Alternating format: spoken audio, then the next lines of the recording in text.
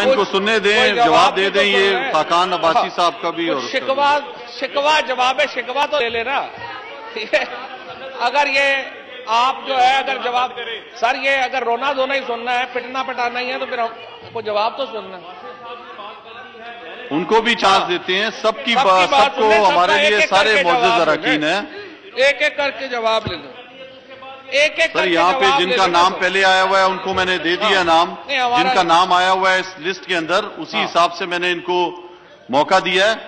और उसके बाद सर मेरा ख्याल है राना सनाउल्लाह साहब और बाकी जो अपोजिशन है वो ले रहा हूं जी, तमाम अरकान का मौक़िफ़ सुनेंगे जब तक ये इनको ये नहीं आएगा कि दूसरे की बात भी सुननी होती है। आप दूसरे की बात 2 मिनट आप हमारे लिए मोहतरम सनाउल्लाह साहब आप बैठ जाएं, आपको इसके बाद देते हैं जी। चूंकि PMLN की मेरा ख्याल है जरा तरबियत में प्रॉब्लम है, दूसरों की बात नहीं सुनते। चूंकि जनरल ज़ियाउल हक ने पार्टी किया था, पार्टी बनाई थी, इसलिए दूसरों की बात आज नहीं सुनते। अच्छा, लेकिन बारह सर बात यह है कि अभी जो 2 तकरीरें हुई हैं, जो बात हुई है वो ये हुई है कि आप ये कह रहे हैं कि अच्छा सर तरबियत अच्छी नहीं हुई अनफॉर्चुनेटली। बात चौधरी साहब, अच्छा दूसरी बात आपने जो बात करनी है आप उसकी तरफ आएं। बात तो करनी नहीं दे रहे ना जी, एक तरफ की बात करके दूसरी तरफ जाएंगे। जहां तक बात यह ताल्लुक है, साद रफीक साहब की गिरफ्तारी हाई कोर्ट ने जब बेल कैंसिल की है तो हुई है, उससे पहले नहीं हुई। पूरा केस हाई कोर्ट में चला, हाई कोर्ट ने बात सुनी, उसके बाद जो है ये बात जो है वो गिरफ्तारी हुई और उसके बाद ये सारा जो मामला है ये हुआ। सही। अब हमने जो देखना है वो ये है आप इसको हम सर जी सर आपने जो बात की है उसको वापस ले लें। सर बात मैंने क्या की है जो जी अब मैंने क्या बात की, तरबियत ठीक हुई। अच्छा सर नून लीग आपने वो जो तरबियत का कहा है उसको वापस अपने अल्फाज ले लें। सर नून लीग की तरबियत ठीक हुई। सर कह रहा हूँ तरबियत ठीक चलें जी, तरबियत चलें जी, ठीक। तशरीफ रखें, उन्होंने अपनी बात वापस ले ली है, तशरीफ रखें सर, आप तशरीफ रखें। अभी सर इनकी तरबियत ठीक हुई है, बैठ जाए। सर मैं कहता हूं तरबियत ठीक नहीं हुई है फिर भी एतराज है, मैं कह रहा हूं तरबियत ठीक हुई है फिर भी एतराज है। अल्फाज वापस ले लें जी। नहीं मैंने कहा तरबियत ठीक है जी, ठीक है। ये फिर खड़े हो गए, मैं कह रहा हूं तरबियत ठीक हुई है, वो फिर नहीं बैठ रहे। हाँ सर मैं ये कह रहा हूं तरबियत ठीक हुई है। अच्छा मुझे तो मैं कह रहा हूं तरबियत ठीक हुई है और की कहूं सर, मुझे कहा सर मुझे ये कहा इन्होंने बैठ जाएं जी, बैठ जाएं। मैंने कहा तरबियत ठीक हुई है तो कह रहा हूं आप तशरीफ रखें, मैं ये अल्फाज जो है वो हज़फ करता हूँ, आप तशरीफ रखें जी। ठीक है बोल दिया जी, मैंने कह दिया है, कह दिया मैंने, कह दिया जी। ठीक जी बात चौधरी साहब आप बात करें। तो इन्होंने ये बात की है आप बैठ जाएं, अभी मैंने हज़फ कर दी है उनके जो अल्फाज थे, आप अभी सुन लें। ईवान की कार्रवाई को जारी रखें एक ऐसे तरीके से आप एक दूसरे की बात जो है वो गौर से सुने। हाँ। और हर एक को मौका मिलेगा जी। वो सर मैंने आपको इसके बाद आपको एक एक करके सर तरीका होता ही है, तरीका ये है ऐवान का तरीका ये है कि एक बात करना बैठ जाएं, आप बैठ जाएं, तशरीफ रखें आप अपने, वो बात चले, एक बात चले। हाँ ताकि सर एक एक बात नहीं होगी तो फिर फायदा नहीं है, फिर डिबेट ही नहीं। मैंने उस बात को हज़फ कर दिया है कार्रवाई से, आप बैठ जाएं जी। बात करेगा फिर एक बात करेगा फिर दूसरी बात करेगा। सर जो तरीका है डिबेट का, पार्लियामेंट्री डिबेट का तरीका यही होता है कि एक बात होती है फिर दूसरा मौका दिया जाएगा, फिर बात करेंगे ताकि एक डिबेट आगे चले। अगर इस तरह से बात सुननी नहीं है तो फिर तो होगी नहीं, फिर बात को फायदा ही नहीं होगा सर अगर बात नहीं होनी तो। इसका मतलब यह है कि इनमें हौसला नहीं है बात सुनने का। अगर फैक्ट सुनने का भी तो हौसला आना चाहिए ना, फैक्ट सुनने का हौसला ही नहीं है। वो कहते हैं सर मुजरिमों के वास्ते जेबा नहीं ये शोरे नशेमन, कल यजीदे वक्त थे और आज बनते हो हुसैन। यानी हमें बता रहे हैं, हमें बता रहे हैं कि कितने मासूम लोग हैं। यानी आप अंदाजा लगाए, हाँ अंदाजा लगाइए कि जिस तरीके से पिछले 10 सालों में मुल्क चलाया गया वो भी सबके सामने है, जिस तरीके से 5 साल में मुल्क चलाया गया वो भी सबके ठीक है, आपकी हाजिर लग गई। हाजिर दूसरा क्या है, असल में इशू ये है कि जब आप ये देखते हैं, ईवान में इस तरह के जो है वो रवैया सही नहीं है। आप अपनी अपनी निशस्त पे बैठ के गौर से सुने, बार बार मुदाखलत अच्छी नहीं है। और सर प्राइम मिनिस्टर साहब, सर जो बात ठीक सर, मैंने अर्ज ये कर रहा था कि जब फॉर्मर प्राइम मिनिस्टर साहब शाहिद खाकान अब्बासी साहब ने जो पॉइंट उठाया है, बुनियादी तौर के ऊपर वो कह रहे हैं कि justice should not be done but seen to be done. Primarily वो बात दुरुस्त कर रहे हैं, और जो भी एहतसाब अमल होना चाहिए वो ऐसा ही होना चाहिए जिसमें शफाफियत हो, जिसमें नजर आ रहा हो कि जो क्राइटेरिया अडॉप्ट किया गया है वो फेयर है और तमाम जो लोग हैं उनको उसके ऊपर आना चाहिए। लेकिन शाहिद खाकान अब्बासी साहब ने जो बात की उसमें जो चीज कन्वीनियंटली उन्होंने इग्नोर कर दी वो ये कर दी कि नैब के मौजूदा चेयरमैन की अपॉइंटिंग अथॉरिटी वो खुद थे। जो सारे का सारा सेटअप चेयरमैन नैब का इस वक्त चल रहा है, जो नैब का मौजूदा सेटअप चल रहा है, उसमें एक चपरासी भी हमारा लगाया हुआ नहीं। ये वो तमाम मुकदमात हैं, ये वो तमाम केसेस हैं। ठीक, अभी आपने जाना है, थोड़ा हौसला रखें। जी हाँ, आप इधर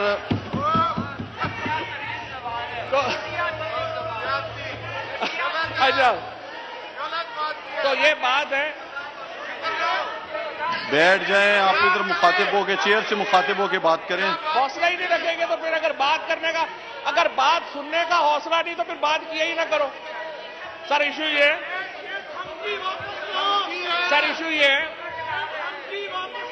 नहीं, आपको क्यों जेल लग रही है? आप बैठ जाएं सारे। बाहर नहीं जा रहा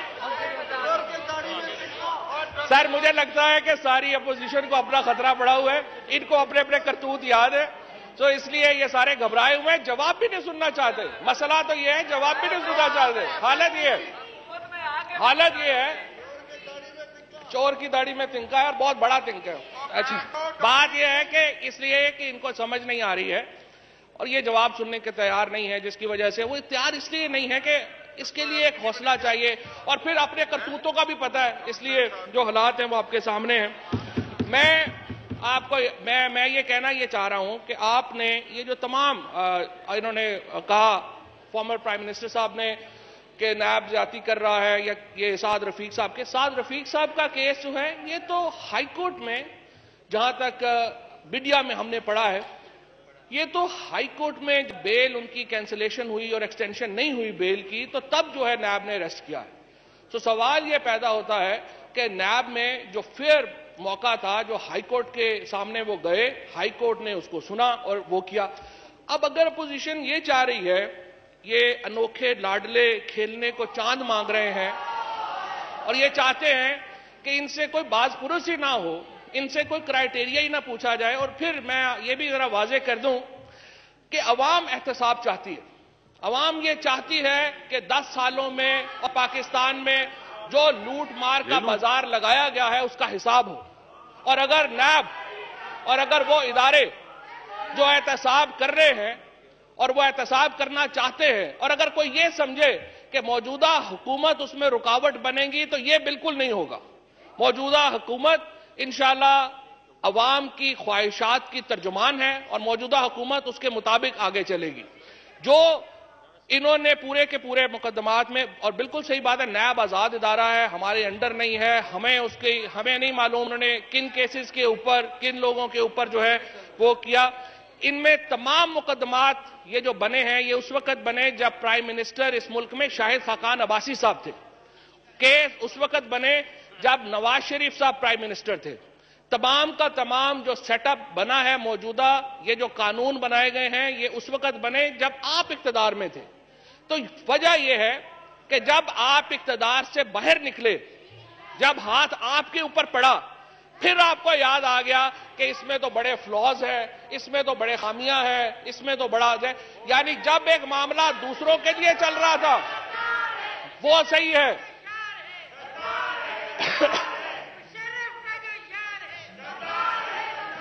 जो मामला ये इस तरह नारेबाजी ना करें, ईवान को जो है वो एक अच्छे तरीके से चलने दें। जी फवाद चौधरी तो साहब। सर 10 साल जो इख्तिदार है, पहले 5 साल ज़ाहिर है पीपल्स पार्टी के पास था, फिर 5 साल पीएमएलएन के पास था। होना यह चाहिए था कि ये बैठते और समझते कि ये जो नैब का कानून है उसमें कहां पे खामियां हैं, कहां पे बेहतरी है।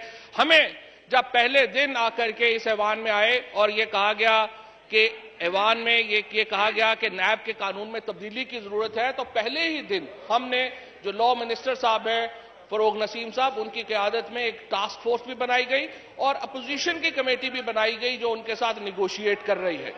लेकिन लग यूं रहा है कि अपोजिशन की ख्वाहिश ये है कि चूंकि एक दफा वो इलेक्ट होकर जो लोग असेंबली में आ जाएं उनको करप्शन का लाइसेंस मिल जाता है।